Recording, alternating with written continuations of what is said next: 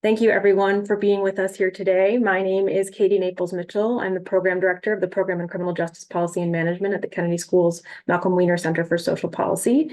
If you are looking for the speaker series on surveillance, criminalization, and punishment, you are in the right place.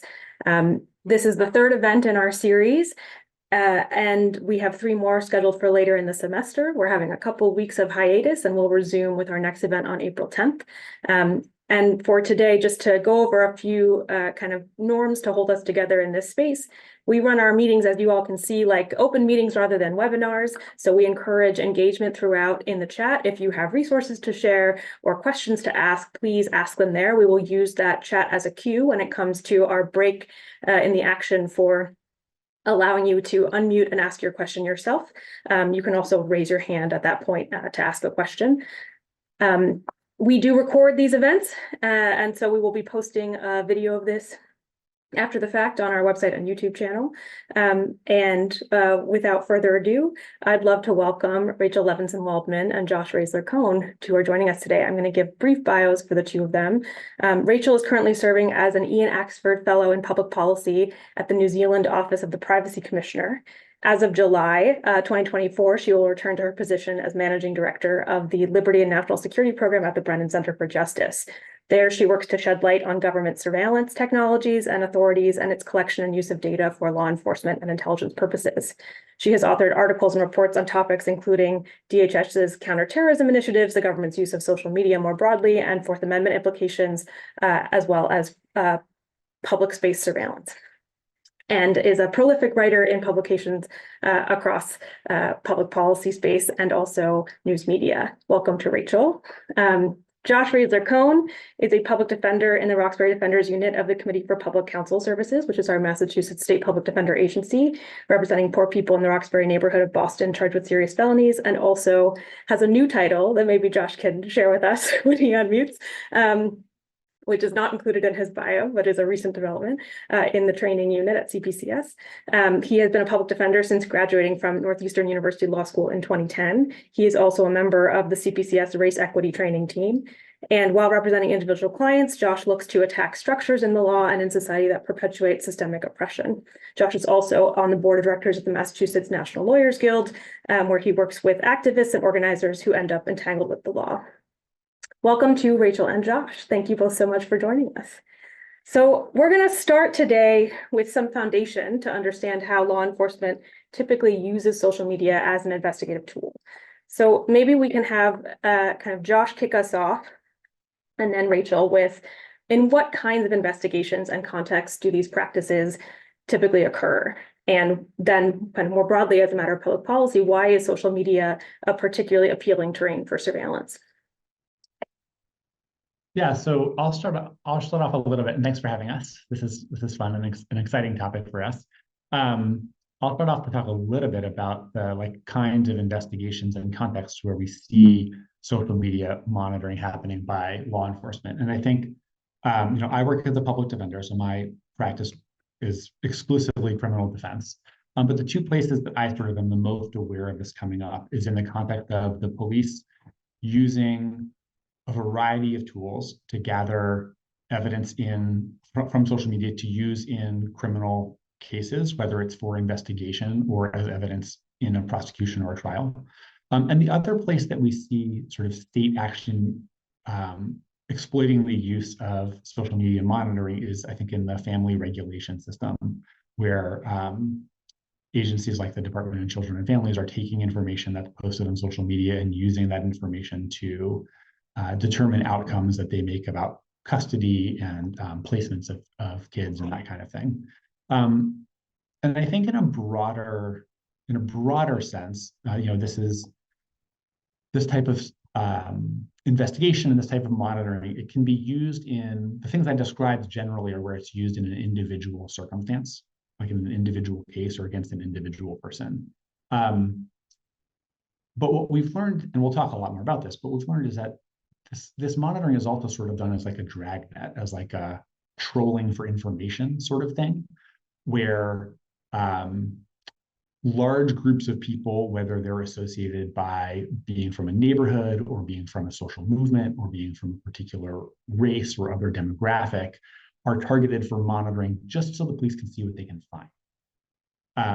And that kind of broader monitoring can also be used to track social networks, to track in people's movements, as well as using that information for criminal cases. Thanks for that, Rachel. You want to take the second part of that question? Yeah, go ahead. Sure. Yeah, no, I mean, I think that's a really good overview. And I think the only thing that I would add to Josh's pretty comprehensive description of sort of how we're seeing law enforcement use it, this is to some extent kind of suggested by or kind of under the umbrella of that general monitoring that Josh was mentioning. But we also see it sort of related to public events, right? Planning for public events. And that can kind of span the range, from my point of view, of everything from, what we would see is kind of, legitimate, okay, we need to know, how many people are going to be showing up someplace so we can sort of have the appropriate, support or law enforcement presence there, for a specific event. There's some reason to think it's going to be big, or there's going to be, a bunch of people on sidewalks, things like that, all the way to pretty significant targeted monitoring of, activists for racial justice, things like that.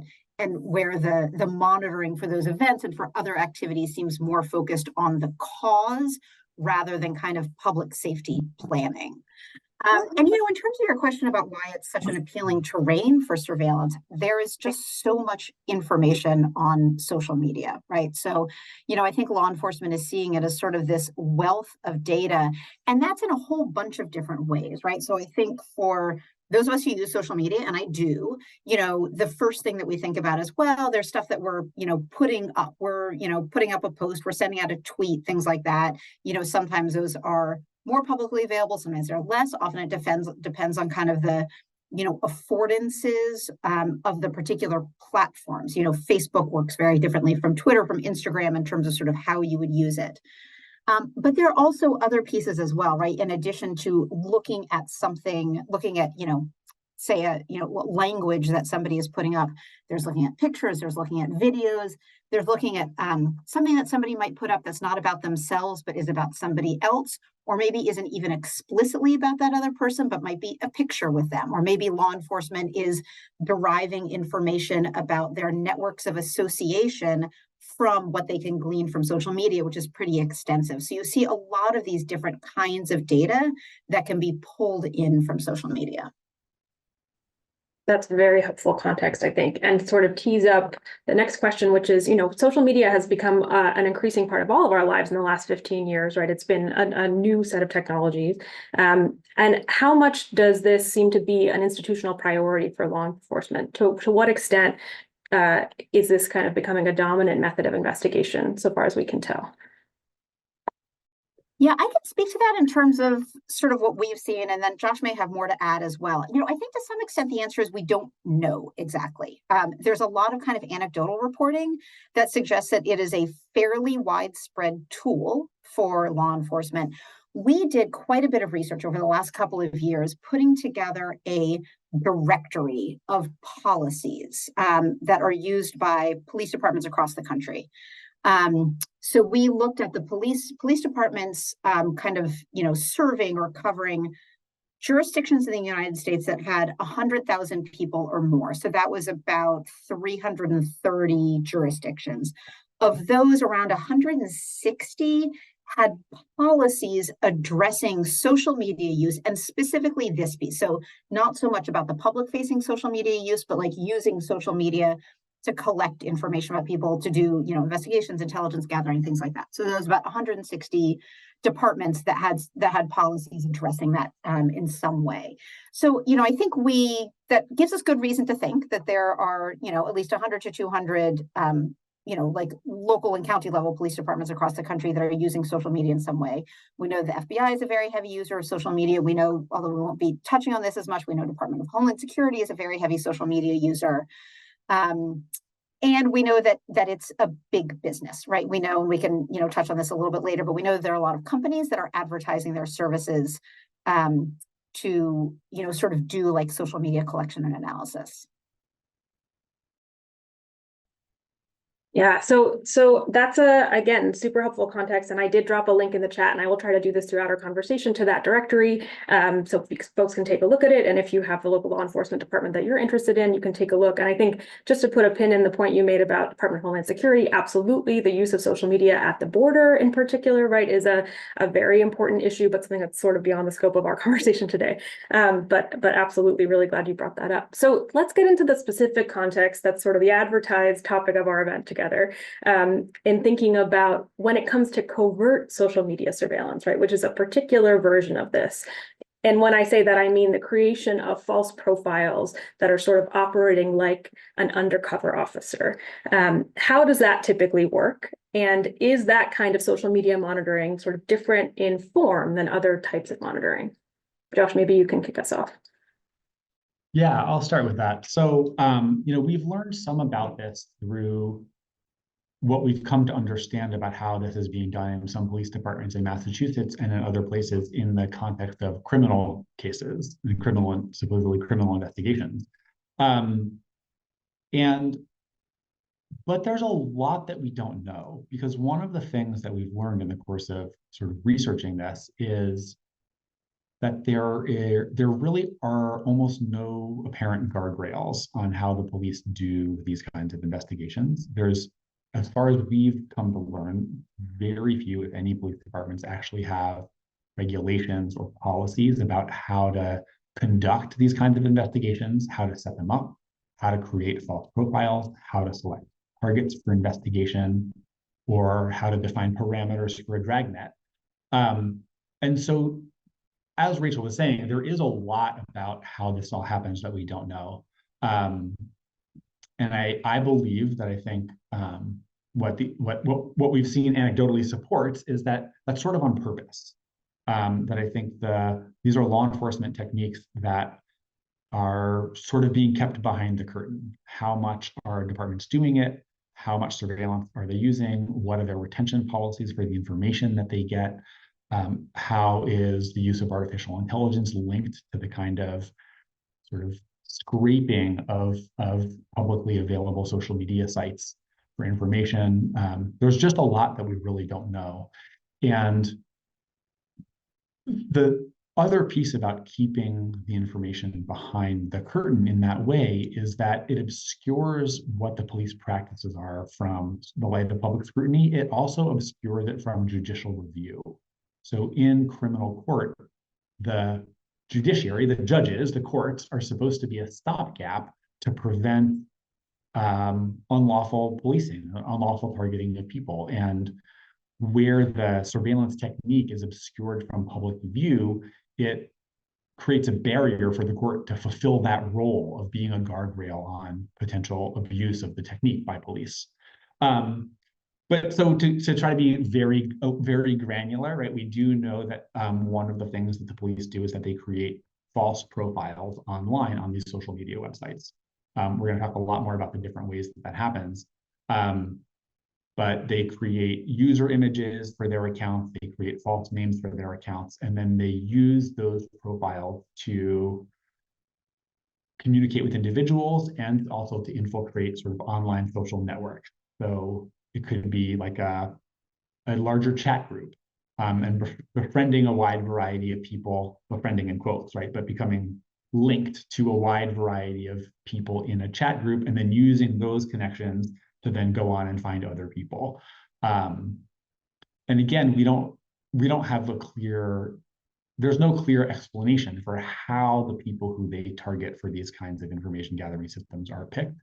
What the parameters are for who else they can link to, how long they watch people, if there actually has to be an association between that person and some suspicion of criminality, or if people can just be watched and monitored at the discretion of law enforcement.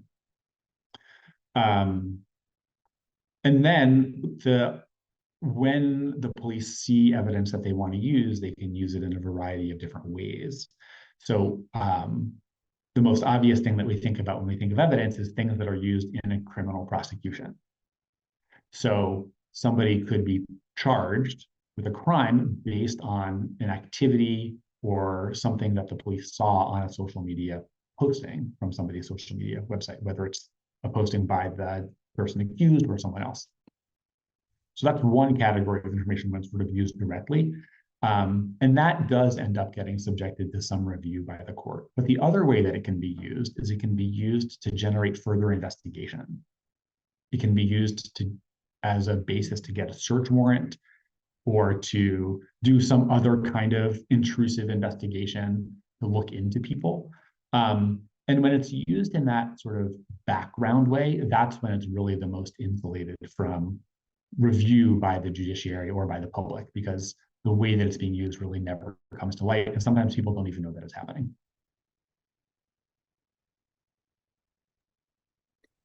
Yeah, and sort of to jump off on that. So I can add a little color to sort of Josh's comment about like how we don't know much, or the police haven't made that much public kind of about how they use fake accounts.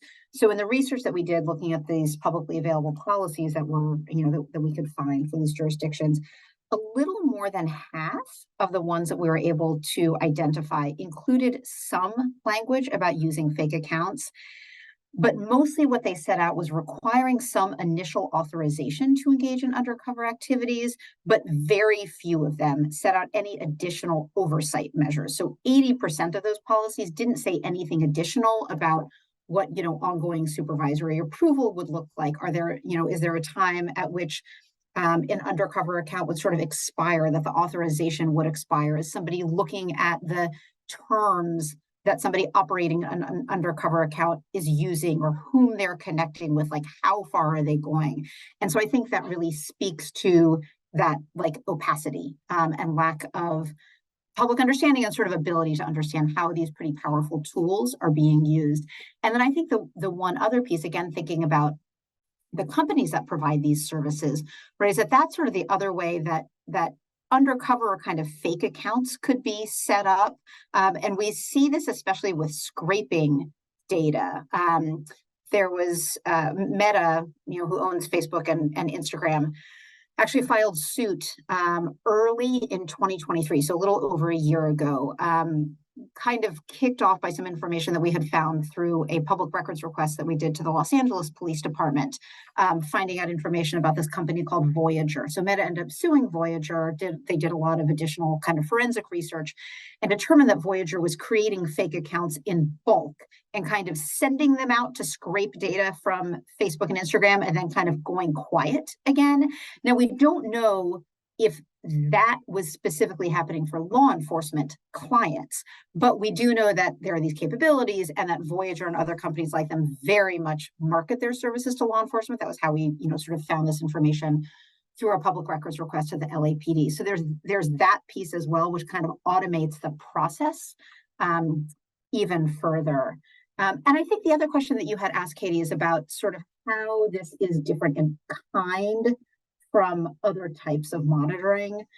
And, I think it's sort of a combination of the intrusiveness, right? Because of what we were talking about before, right? The wealth of information that people put up online, how they're spending their day, who they're connected to, celebrations, sort of the good and bad things in their lives, so much information about, connections to other people, family members, friends, travel, all of these things, pictures.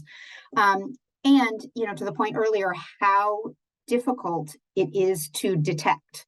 There was a project that we worked on a few years ago, doing interviews and sort of trying to get our hands more around kind of the impact of social media monitoring on people. And I think one of the consistent themes is that to a large extent, people just didn't know. I think this also ties into Josh's point about how sometimes police may find information on social media that's then used as the hook to get more data. And so that initial piece never really shows up. It's kind of, subsumed because it's the other information or the other evidence that actually kind of makes its way to the surface.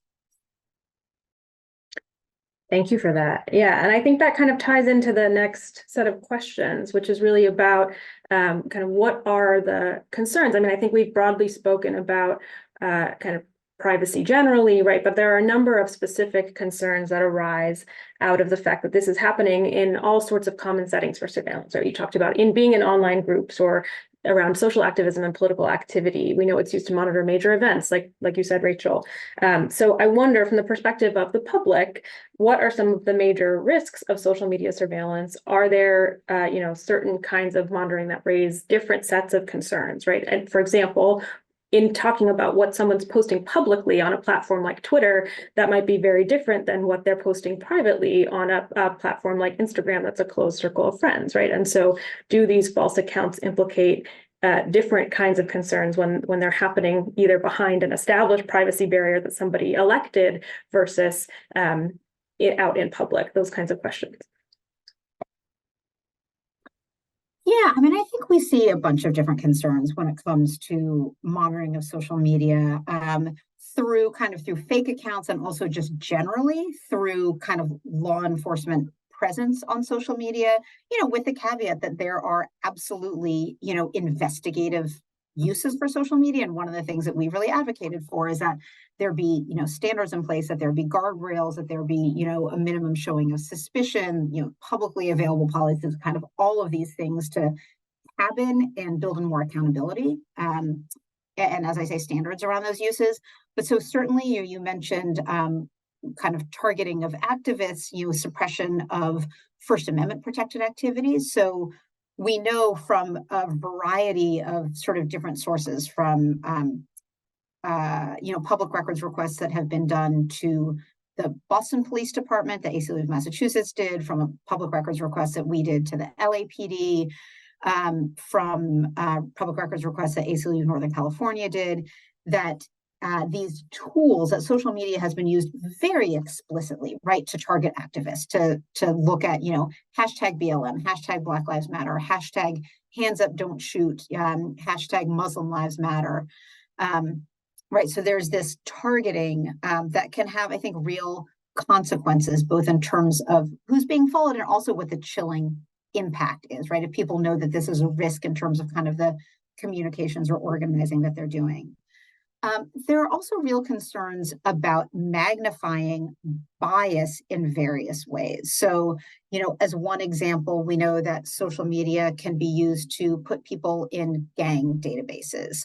And it's actually kind of, an explicit factor, right? So, seeing somebody like in a picture on social media with somebody who has been kind of determined to be or designated as a gang member can kind of count as a factor towards putting them in a gang database. Seeing somebody on social media wearing colors that have been sort of designated as gang colors, which literally run the rainbow. There is basically not a color that isn't in this list of sort of suspicious gang colors, right? But so just seeing a picture, on Facebook of somebody in those colors could get them in a gang database. And there's every reason to think that's sort of the way that people are looked at or targeted is also very dependent on kind of those pre-existing biases, right? So in gang databases across the country, they're predominantly and almost exclusively young men of color, right? So when you think about who's being watched on social media to make these kinds of decisions, and certainly,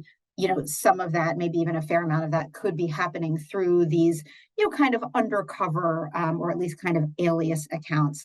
We also have concerns about just, and this sort of ties in also to the gang database point, about just misinterpretation of posts, right? So social media is so contextual. There's, in-group slang, there's in-group jokes, there's references to pop culture, there's, I think it can be very dependent on actual language or just language that's kind of used between people.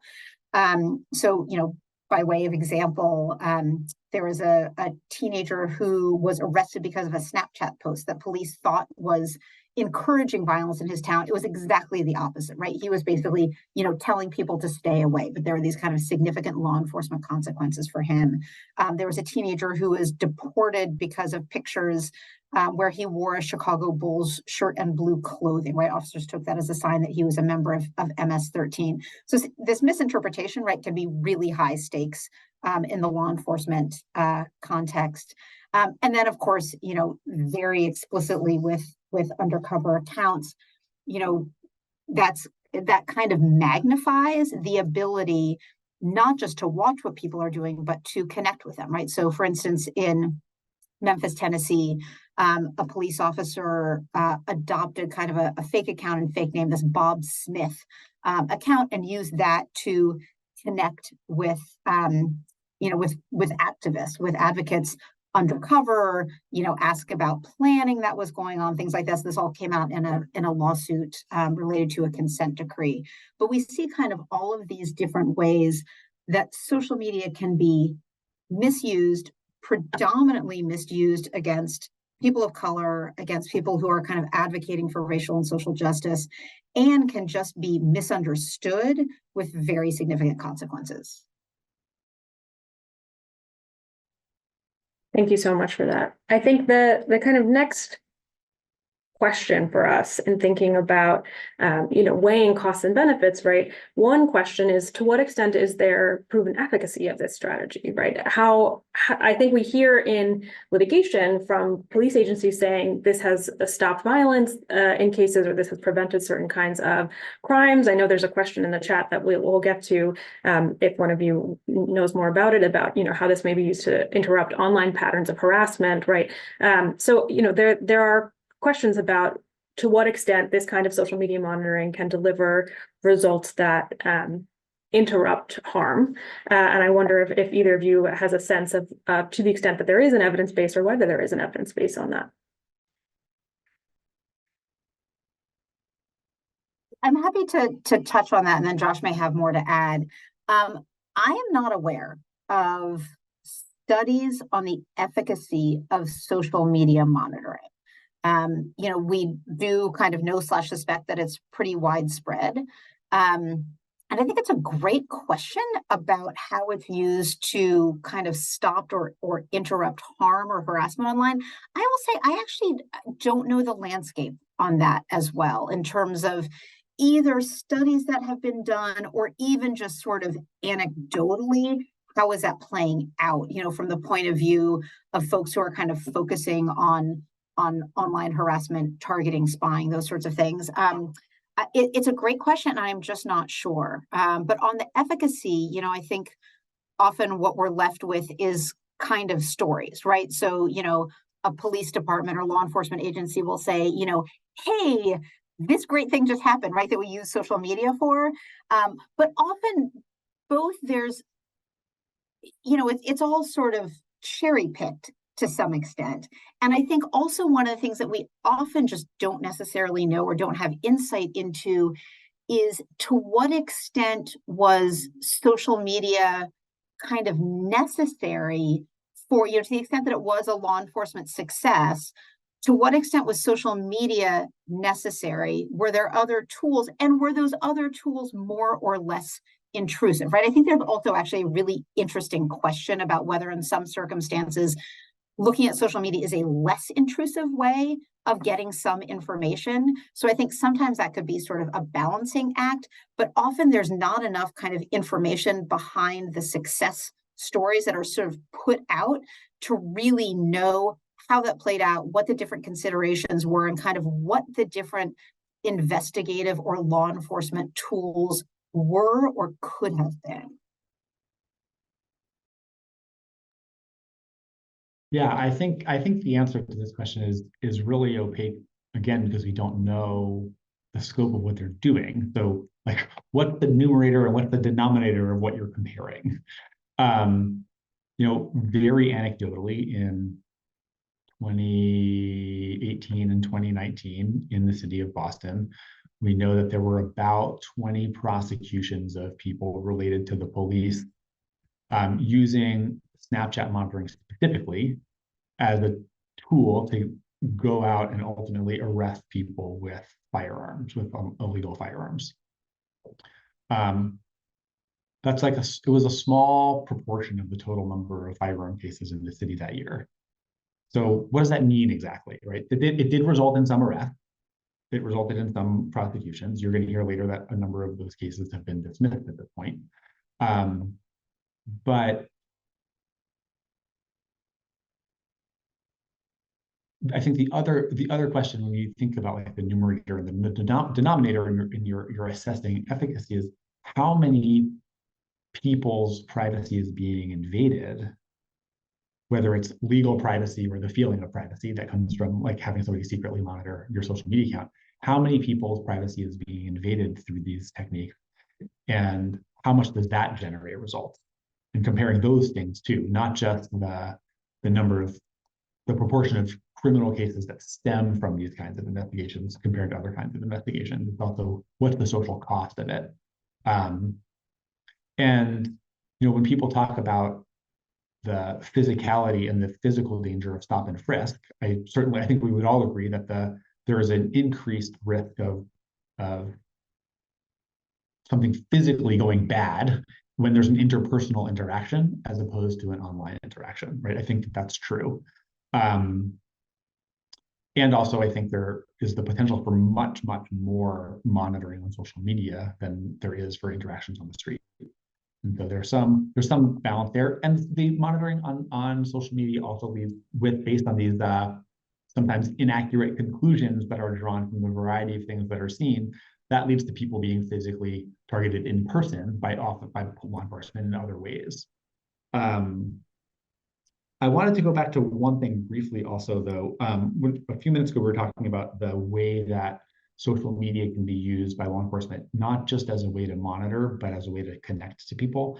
And I think that even can go a step further, because one of the investigative techniques that can be used by law enforcement is by undercover police officers, or potentially by social media accounts, developing relationships with people, and then using that influence to do something that often to us looks like setting people up to commit crimes.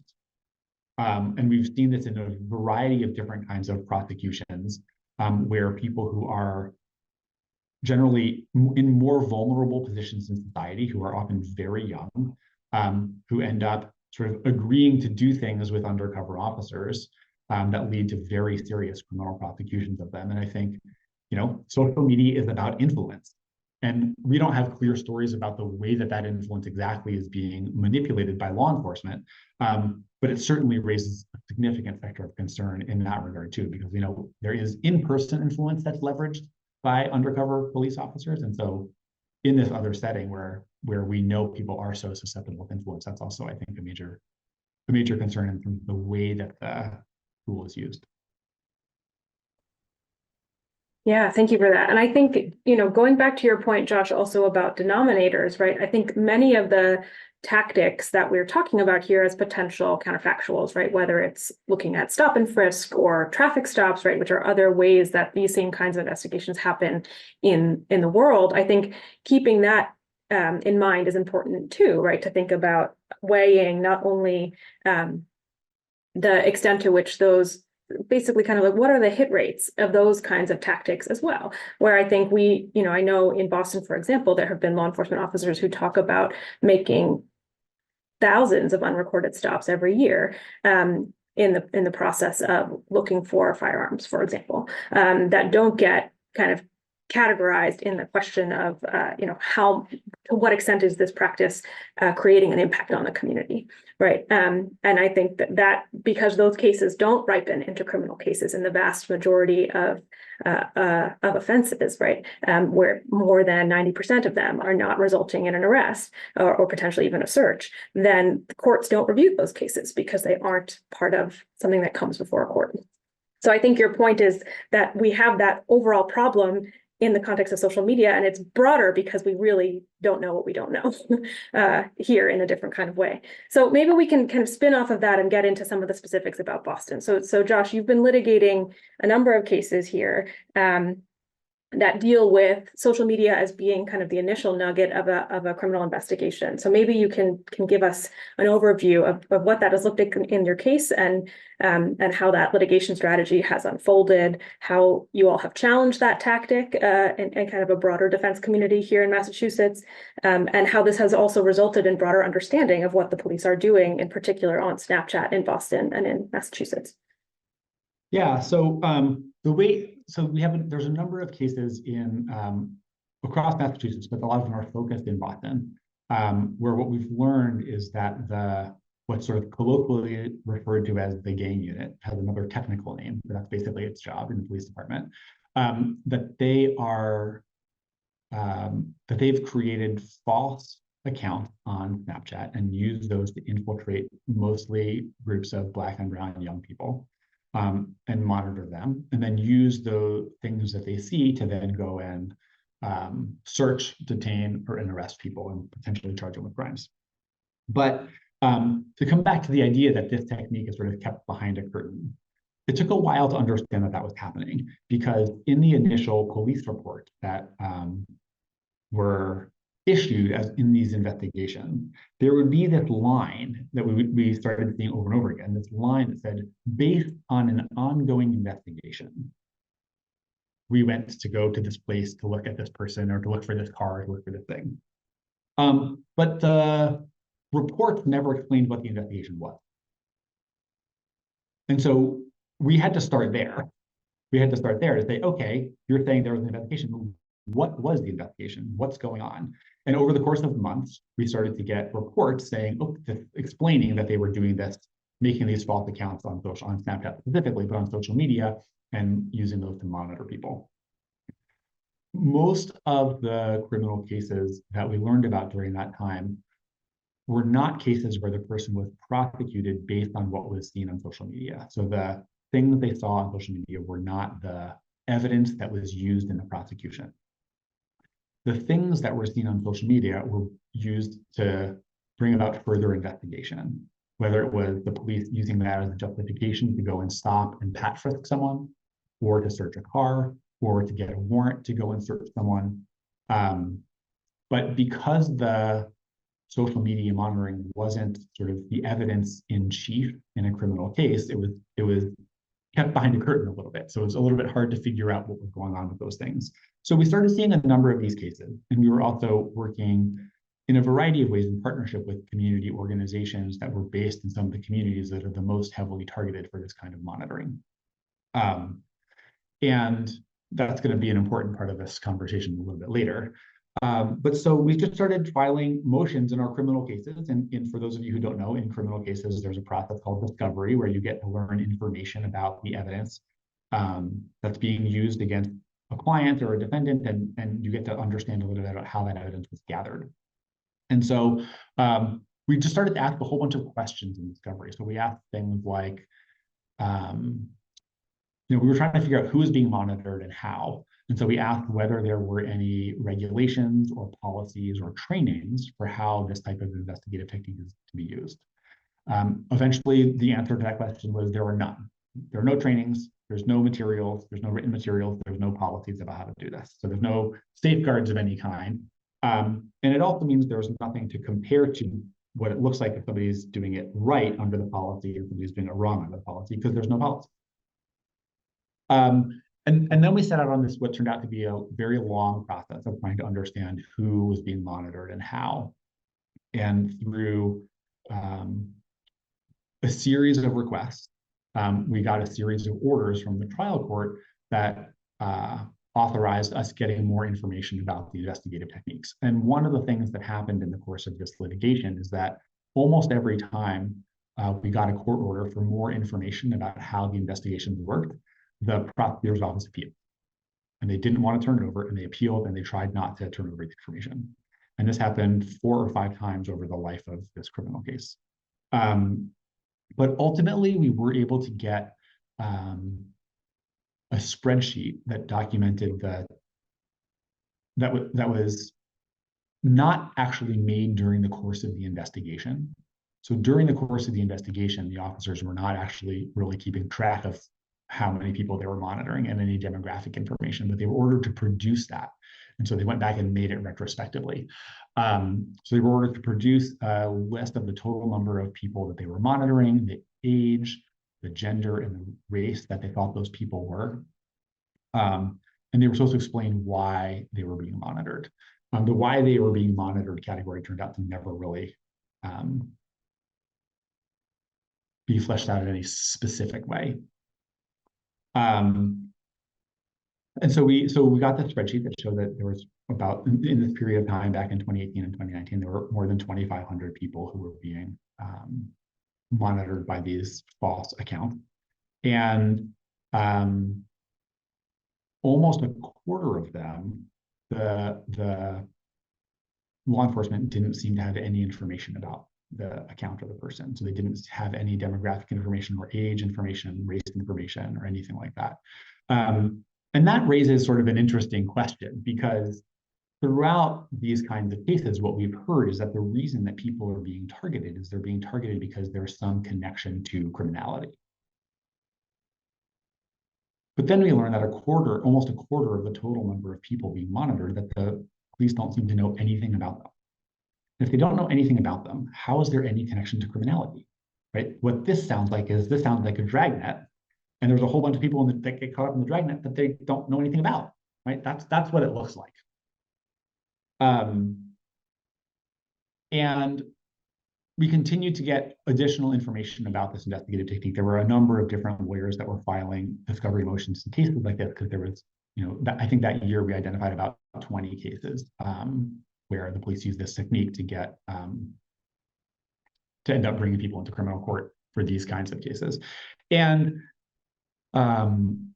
one of the challenges that we started working on was a challenge related to the Equal Protection Clause. So an argument that an investigation into whether or not the police were impermissibly selecting people for monitoring based on their race. I mean, it could have been any protected class, but in this case, what we suspected is that the police probably were taking race into account when they were deciding who to monitor. One of the things we learned early in the case is that of the 20 people who we identified as having these kinds of prosecutions in 2019 and 2018, there were no white people. And so that's sort of how we started looking into the equal protection challenge and the race-based challenge in this investigative. Well, and more particularly, there were, if I recall, 15 of the 20 were Black, right? 17 of the, thank you. So it wasn't only that there were no white people, that there was this real disproportionality of anti-Black targeting potentially. Right.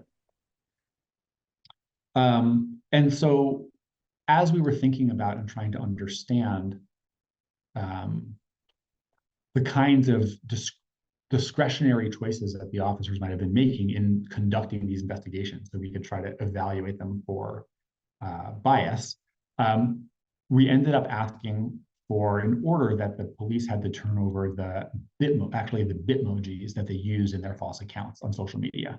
And the reason why we asked for that is because, and as Katie's putting up this picture, for those of you that don't have Snapchat, it's like, it's like basically a messaging app that people use on their phones. And when you create an account, you get a user image on the account, and the user image is a cartoon-like character. And when you create the cartoon-like character, you select the skin tone and skin color and hairstyle and glasses and other types of facial features for the sort of character that's going to be your screen presentation, the image of your character. And what we articulated when we asked for this information is that the choices that the officers made about how they set up these cartoon images was going to reflect who they were choosing to target, right? That they're going to pick images of Bitmojis that are going to look like the people that they're trying to target with this investigation. So that's going to be a visual example of who they were going to be looking at with this kind of tool. And ultimately, the court ordered that stuff be produced to us. And the police and the prosecution team refused to turn it over. They refused to comply with that court order, and they would not give us that information. And as a result of that, there's been around 10 criminal cases that have been dismissed that were where this investigative technique was used in Boston, and other cases in other jurisdictions in Massachusetts that have been dismissed as a result of that as well. And right now, that case is on appeal at our state Supreme Court. It's going to be argued in about a month and a half about whether or not the police should have been ordered to turn over that information, and whether or not it was appropriate to dismiss the cases when the police and the prosecutors refused to turn over information about how the police set up these accounts to do this monitoring. I'm going to stop there. I just talked for a long time. Oh, that's great. I think super helpful, because it gives a really concrete application of what we're talking about here, right? In terms of what this looks like, how it unfolds in an individual case, how it can be sort of a precursor to the actual step of of the arrest may not even be kind of entered as its own evidence in court, but can still result in someone being targeted in the absence of reasonable suspicion, right? Which I think is, Rachel has talked about the idea of these policies. Potentially one solution is to include, right, some kind of baseline of suspicion that's required before police can start engaging with someone through a false profile, right? But I think this also tees up sort of my next question, and then we're going to break pretty soon for some audience engagement too. But we've seen that these kinds of tactics, right, are similar to and really also different from traditional undercover policing. So, one of the things that has come up in the litigation, and yes, we can share a link to the Supreme Court case to the question in the chat, and to the oral argument, which will be live streamed on May 6th or May 8th. We're not sure yet. So we can share that link as well, which Josh will be doing. But one of the things that came up in the litigation is the idea, as discussed earlier, that police offer up the reason that they were uncomfortable disclosing this was because it would compromise the investigative tactic, right? And that this investigative tactic has resulted in kind of getting guns off the street, right? And in interrupting kind of retaliatory gang dynamics is what the BPD has said. So I wonder if we could talk about, how is this sort of like undercover policing and not like undercover policing in this online setting? I'm happy to take that first. Obviously without the benefit that Josh has of seeing how this is playing out in actual cases and litigation, but sort of taking a step back and thinking about how, like, what it means to sort of be undercover online. And Katie, to your question, how that might look different from kind of traditional undercover. And I think the fact that we're talking here about digital tools is really important. In traditional undercover policing, right, an officer is going to take on a single undercover identity. That will have to be their identity. Anytime they're operating kind of in that context or in that undercover role, it has to match who they are, right? It has to match their general age, their race, their background, how they speak, right? Because they're going to be actually showing up as that person. They can't pretend to be, a childhood friend of the person they're trying to target, because that person will know, right? And the Supreme Court has said, that the police can do a lot in an undercover context. You sort of always take the risk that somebody that you're talking to could be, an undercover law enforcement agent or undercover government agent. But as we talk about in other contexts, in other privacy contexts, there are these structural constraints on operating undercover in person. Online, really, a lot of those structural constraints fall away. As long as you have kind of the time and resources to create whatever would be needed to make an undercover account look legitimate. It's not nothing, but you have to sort of populate it with friends and with interests and those sorts of things. But again, there are automated tools that are kind of getting, better and better at doing that. It could take some time, but there's a lot of resources out there. You can be anyone online, right? I always sort of think of that old cartoon, like online, nobody knows you're a dog. Anyone can pretend to be anyone else and any number of other people. With enough time, I could sit at my computer and pretend to be 10 other people and connect with, 1,000 people online through those sort of online avatars. It doesn't have to match anything about me, nothing about my background, my education, how I look, how old I am, any of that. And I could pretend to be somebody that is even known to the person that I'm connecting with. And there aren't any real constraints on that, save for whatever work the person on the other side is going to do to kind of test that out. So I think it feels much more insidious and much more intrusive and much more sort of susceptible to abuse in the online context. I think super briefly in terms of the susceptible to abuse, the other piece for me, right, is like with a real undercover police officer, they have a supervisor and they're constantly checking in with people. There are these mechanisms of other people knowing what's going on, because that's going to be for the safety of the undercover officer, right? We have examples where some of these cases stem from officers monitoring social media accounts when they're not even on duty. Because it's just in your phone.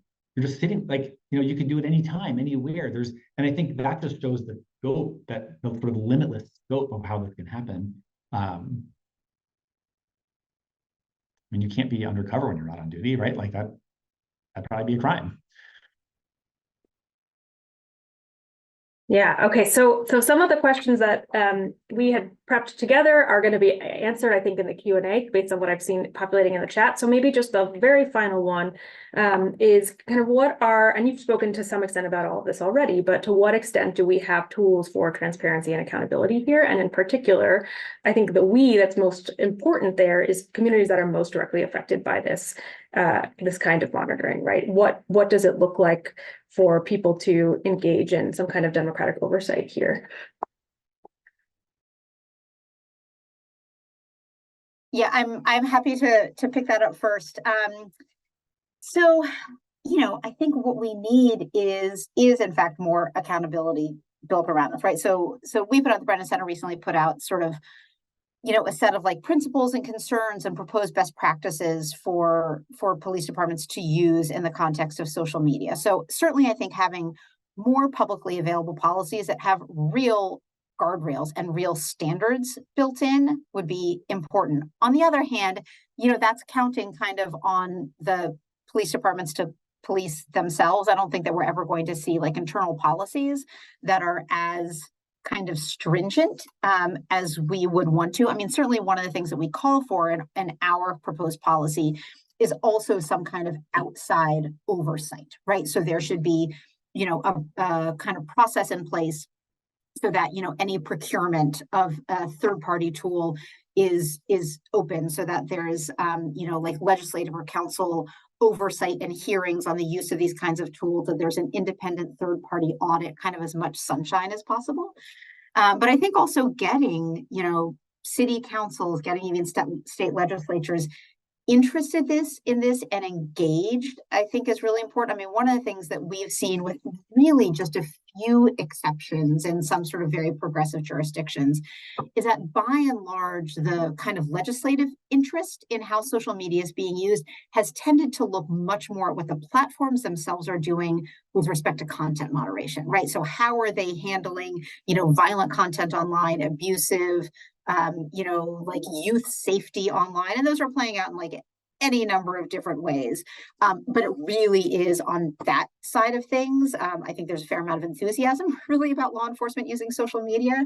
And so that's been kind of an uphill battle, but I think there could be some movement on that at the local level, right? Where there are councils and other bodies that have actually been kind of forward looking in terms of, online privacy, how surveillance tools are used, things like that, and maybe could start to like put some teeth and put some openness into the use of these tools.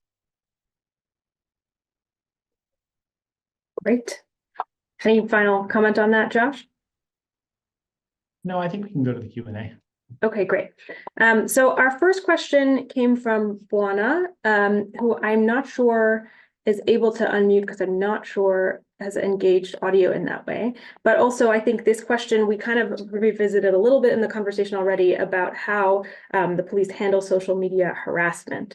And so I think this may be kind of beyond the expertise of our two speakers, but if either of you has any comments on that, of how police use social media to interrupt patterns of harassment.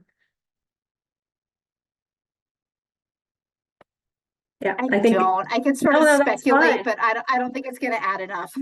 Yeah, no, I think that's fine. So then let's move on to Maya Morales, your first question. And we may skip around, Maya, because I know you've been very active in the chat to give everybody a chance. So if you prefer not to ask your first question, would ask a later one instead, that's up to you. Gosh, I'm sorry. I've put so many in the chat that it's phenomenal. That's great.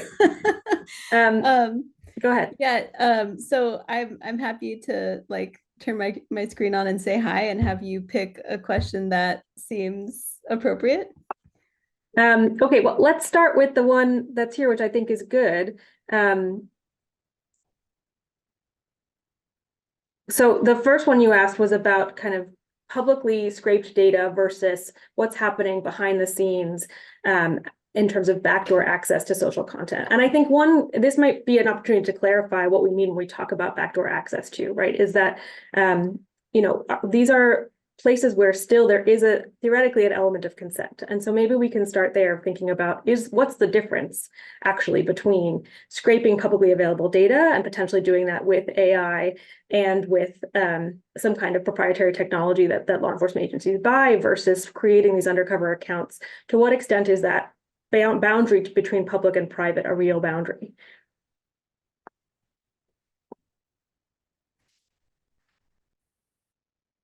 Yeah, Josh, do you want to take So, something first, and then I'll see if I I'll can start add off on? with one piece of this, which is so our courts in Massachusetts have offered like the potential of a distinction for social media monitoring, like by the police specifically, not with like a scraping tool. They've sort of offered the idea that the amount of privacy that somebody's given under the law for what they put up on social media could depend on the way that they have their privacy settings set up on their account. So if your Snapchat account is set so that only people that you've accepted friend requests from can see your stuff, that might be viewed differently than if you have your settings so that everyone can see your posts. So that's not about the like law enforcement subterfuge versus wholesale scraping. But I think it does implicate that question, because I think that scraping probably can, especially backdoor access that some of these technology companies develop to get sort of, behind the curtain in a different way, certainly would get access to information that people intended to have be private. So that is one thing that our courts have started to grapple with is that there is potentially some privacy protection based on the settings that you use. Yeah. Yeah, I think that's helpful. Go ahead, Rachel. Yeah, no, I don't have a whole lot to add on top of that. I mean, I guess to some extent, I think there are also these technical questions, right? So scraping is something none of the platforms actually allow scraping by develop, right? So if you want to go and like use social media data for your tool or whatever it is like app it is that you hope people are going to use, all of them ban scraping for those purposes. And so I think it may be the case that some kind of fake account is kind of always being used for scraping, but it looks a little bit different, right? It could be a fake account just used for scraping. It could be a fake account that's used also to connect with people. So some of that I think is kind of like the technical aspect of how these things play out. And the one thing that I want to flag, just to give a shout out to a peer organization, Center for Democracy and Technology has put out some really interesting materials on scraping. EFF has also done a lot of work on this, right? Because sort of seeing that there are valuable purposes for scraping in the academic context and the research context, and kind of to some extent segregating out to the extent possible scraping for those purposes versus scraping for law enforcement purposes, although the platforms themselves have kind of a blanket ban on it. So there's also, I think that's kind of beyond the scope, but I did want to mention it since we're talking about scraping. That's great. And Maya, time permitting, we can definitely come back to some of your later questions, okay? Thank you. Sam Barron, you have the next question. Do you want to unmute and ask your question? Yeah, I did. And if possible, that question just kind of came up in response to something that was said by Josh. But if there's time, I have another kind of more specific question to what I am, working on and interested in. So that question more so just about, and Josh touched on this slightly, how when social media evidence is presented in court, how seriously it is taken compared to other forms of evidence. I know you talked about how it often wasn't used as evidence alone, but how it was kind of the precursor to getting more evidence. But when it is presented as evidence, do the courts take it as seriously as something more concrete, or do they kind of recognize, hey, this is a little bit less tangible? So I would, specifically in the context of the criminal court, I think that it's given a huge amount of deference by the courts. It's not viewed with skepticism any more than sort of any other police technique is viewed with skepticism. There's generally, I think, a real deference by the courts to police investigation. And there are many people, I don't know what the actual number is, but there's a significant number of people who've been convicted for, say, possessing a firearm based on the police having a picture of them holding a firearm on social media and then later recovering that firearm somewhere else and saying these two guns look the same, so we know it's real. And here's a picture of the person holding it. And people have certainly been convicted by juries of that in that kind of prosecution. So I think it's not just judges that can take that seriously, but jurors can take it seriously also. There are also, I think, there's other contexts where the evidence can be evaluated in other types of scenarios, but certainly it is accepted in criminal courts for now. One quick thing, which isn't an answer to the question that was just asked, which I think Josh has covered very well and has much more experience with than I do. It just reminded me of one other thing, kind of in the context of like risks and concerns around the use of social media. I'd sort of touched before on, ways in which it's kind of hard to interpret and can even be unreliable. And so the mention of guns made me think of a couple of examples. There's a sociologist named Forrest Stewart at Stanford who's done just like really fascinating field work on use of social media, especially, although not solely, by youth in Chicago and especially members of sort of like the drill culture. But so he has documented a couple of different things, including ways in which kids who are very involved in drill music are kind of curating their social media to look as though they are deeply involved in violence, when often that is not true, but it's kind of critical to their involvement in that culture, to kind of how it is that you kind of this public persona, but that often does not reflect their real lives. And he also documented a kid who had put up, I believe, Instagram posts of himself over a number of days, showing himself holding a gun, in different places, in different parts of the house, outdoors, always wearing different clothes. But it turned out it was like a gun that he had borrowed from a cousin for like an hour and a half for the purpose of putting together, again, kind of this curated narrative, suggesting, I'm somebody who has a gun with me at all times. I'm dangerous in these ways. And that may have been something that was kind of necessary for his day-to-day safety, but it did not actually reflect his access to firearms and how he was spending his time day-to-day, right? So there can be also this real kind of disconnect between online persona and what somebody's actually doing. I think that's such a helpful point also for the next comment that came up in the queue, which was about thinking about this kind of monitoring and surveillance in the context of street violence intervention work, as opposed to in the context of police social media monitoring, right? That to the extent, and I think there is some, it sounds like some evidence based on what our commenter offered, that may be helpful to people who are trying to do work with people in community to kind of change patterns of behavior or interrupt retaliation. But that those questions about broader suspicion, right? When the police don't have a relationship with someone to then go ask them, is that how involved you are, creates a different set of constraints. And I'm going to drop in the chat a couple of links to the Stewart research that you mentioned, Rachel, and also meta-analysis of meta-literature review, of these kinds of questions of gang and social media use. Next up, we've got Mariel Garcia Montes. Do you want to unmute and ask your question? Hi, thank you again, Katie, for this great series, and thank you, Rachel and Josh, for your expertise and your insights. I have a question about immigrant surveillance and the sort of current state of the art, or what we know. I'm a PhD student studying surveillance more on the Mexico side, but I'm at MIT, so I'm Massachusetts-based.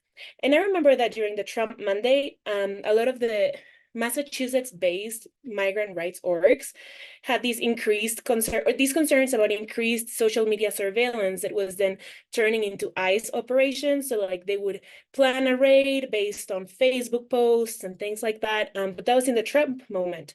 And I understand that this field of immigrant surveillance is very rapidly evolving, and we see RFPs and things like that every day. And so if you just, I would love to hear your thoughts on the current state, or what we currently know about specifically social media surveillance of immigrants. And thank you again so much. And I recognize this may not be the expertise of our two panelists. So we really appreciate your question, Marielle, but just wanted to, if either of you have insights on that question, by all means. And if not, we might have to pivot you to a future event, Marielle. Yeah, I mean, it's such a great question. And honestly, I'm happy to connect offline as well.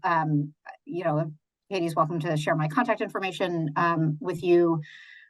So I don't, the like very current day state, I'm not sure that I know that exactly. I mean, I'm familiar with sort of the literature that's come out suggesting that, as you say, it is a significant tool, right, for immigrant surveillance, for kind of identify, and obviously, you know, there's a lot of kind of intersection of immigrant surveillance and this, you know, and gang surveillance, right? Because often, you know, people are going to be, you know, deported or criminally charged by being designated as gang members. And we know that social media plays a pretty big role in designating people. And again, you know, all of these issues around, you know, and there have been a couple of case studies, which I'm sure that you're familiar with, about, you know, specific information that's viewed on social media, whether it's, you know, a hat that somebody's wearing, a shirt somebody's wearing, you know, they've scrawled the number 13 on something, right? And so that's seen as, you know, evidence that they're a member of MS-13, or they have, you know, an El Salvador, you know, like country code up on something. In general, you know, use of social media, and we, the Brennan Center, has also done a lot of work, as I kind of touched on at the beginning, about DHS use of social media, and it is still quite widespread. There are certainly some changes from administration to administration, but DHS sees social media as a really significant tool. So yeah, so I think in some ways, probably the best answer is we have every reason to think that social media is still a significant and growing tool in this context. And happy to connect more offline about kind of what we might be seeing at this moment, and you know, other groups that are working kind of very directly on this issue. But Josh, you may as well have more to add on that. I mean, I just think the more people are online, the more cops are going to be online, all kinds of cops. And so it just doesn't feel like, just on a feeling, it doesn't feel like law enforcement are going to retreat from using a tactic. I don't know when that's ever happened. But certainly as more and more people are putting more and more stuff online, it just, I don't see them backing off of it. Thank you. Next up, we've got Carter Dean. Carter, do you want to unmute and ask your questions? Oh, hey, can you hear me? Yes. Thank you both. So this was sort of tangentially already referenced when Josh was talking about the tracking sheets with person identifying, like, you know, race, gender, for people who are being tracked. And I respect that FOIA is not as strong of a grounds as discovery is, but I'm wondering if, you know, since the Brennan Center has published this MPD DC, for example, policy saying that the closed and compromised accounts have to be notified. Like if you're an officer and your account's been compromised, the public knows it's an undercover account, then obviously there's no stake in a future investigation with that. So I'm wondering if Data for Black Lives, Brennan Center, if anyone's ever, or anyone outside of DC has ever gotten tracking sheets outside of discovery, rather through FOIA, of these fake accounts, so we can have more of a selective investigation or prosecution angle there. Yes, so this is a really good question. I was actually just checking with a few colleagues. I'm very lucky that this time period that I'm in is one of the narrow windows where New Zealand time overlaps with East Coast time. So I could double check with a few colleagues just to test my memory of exactly what we've gotten in our MPD public records requests. And I dropped in a link to all of our public records requests, and then folks can kind of dig in on, you know, what we've gotten in each city and sort of what's up and publicly available so far. So we did get some information through a log about numbers of undercover accounts. Not surprisingly, the name of the account was redacted. And given law enforcement exemptions, you know, it didn't seem like there was a strong ground on pushing back to get like literally the Facebook username. No police department is going to reveal that. We got some information about like what platforms were being used.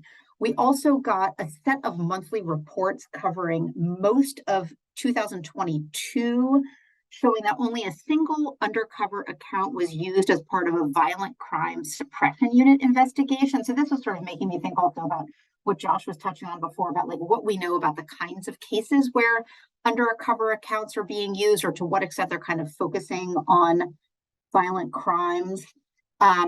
And also just outside the DC context.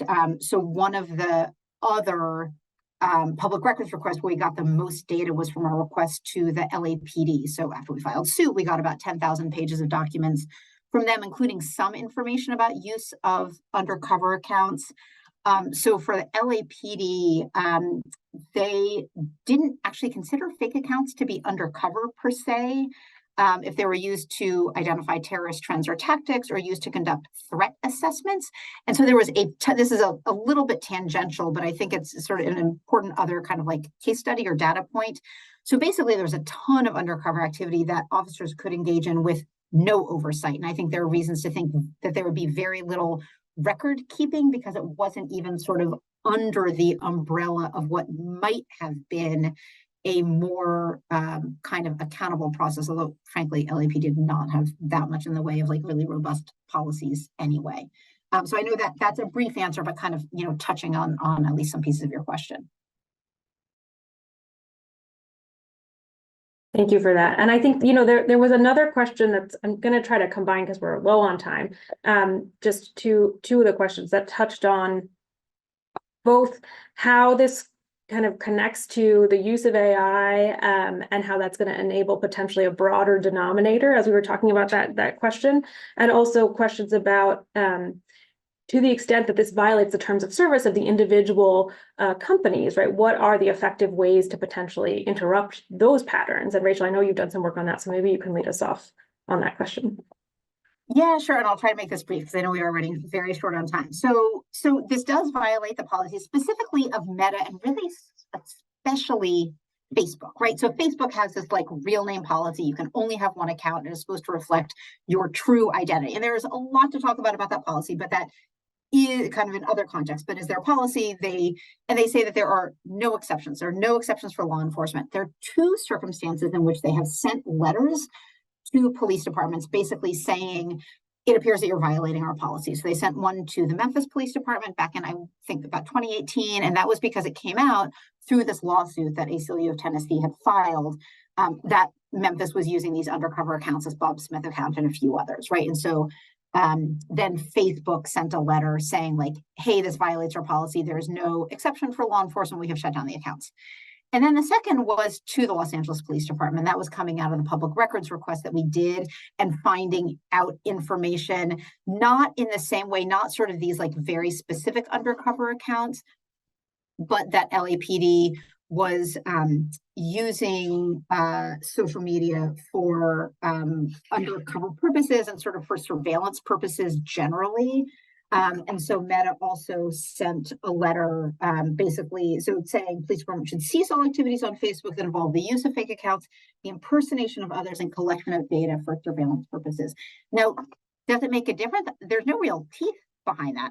I'm glad that Meta sent those letters. It is very useful in terms of sort of advocacy, education to police departments. There are no exceptions. There aren't really consequences behind this. So I think it's a little bit of an open question, like how much difference it makes. And I think there's also a whole conversation about what consequences Meta/Facebook potentially could build in. But so far it's been kind of these open letters. And I think it is really good that they're open so they can kind of be referred back to. So in maybe kind of final moment, we've got some really good engagement in the chat. Maybe each of you could kind of rapid fire, if you were to pull out kind of direction for public policy to go in this way, what would be your kind of chief recommendation for this gap between what's happening in the field and what we know and what the risks are that we're concerned about? I'm going to give one, and then I'll let Rachel roll. So I was just noticing the comment that Kathy put in about working with youth. And so one of the things that I think about this is I feel like I'm juxtaposing all the stuff that I'm seeing about the secret monitoring and like entering information into law enforcement databases by these secret accounts by law enforcement, and that they're targeting young people. And at the same time, there's this recognition that like states are thinking about creating policies, and some have created policies that allow like young people to get rid of their social media history, because we understand with adolescent brain development that like kids make dumb choices and put dumb stuff online, and like they shouldn't be tied down to that for the rest of their life. They shouldn't be saddled with it for the rest of their life. And we understand that in the context of like, you know, thinking about the children of legislators. But then what about the young people who are targeted with these kinds of investigations? And is there a shelf life for how long the information is kept? Do they get rid of it? If somebody posts something when they're 16 and that goes into a gang database because they're wearing a hat from a basketball team, like, is that going to be with them forever? Is that always going to be a point that's going to raise their suspicion every time their car is pulled over because of racial profiling? That's going to mean that their traffic stop becomes like guns drawn, ordered out of the car, put on the ground and searched. Because of the thing that they posted when they were 16. So I think that juxtaposition to me feels really compelling and interesting as we think about policies to put forward. Yeah, and I'll just take, I think it's such a good point. And, you know, I think for me, I guess I'll take sort of the low hanging fruit of just better policies in place, you know, ideally kind of some, you know, legislative or council attention to this, but policies in place that really build in good guardrails. There is so little out there right now. I don't, for social media, I don't think it's practical to say that police should or would never look at social media. But right now the bar is so low and often just kind of non-existent or very ad hoc. And it needs to be much, much better than that. Thank you both so much for your work and for sharing with us here tonight. And if folks want to look at more specific policy recommendations, the piece that Rachel put out last month is very timely and has some really excellent recommendations. It's in the chat. And yes, the chat and the notes will be put up online. We include all the resources that were shared up when we post the video for those asking that in the comments. And if anything I put was behind an academic paywall, which sometimes I can't tell when we're on the Harvard network, please let me know and I will send you a version as a PDF. Thank you all. And thank you, Rachel and Josh, for being here with us.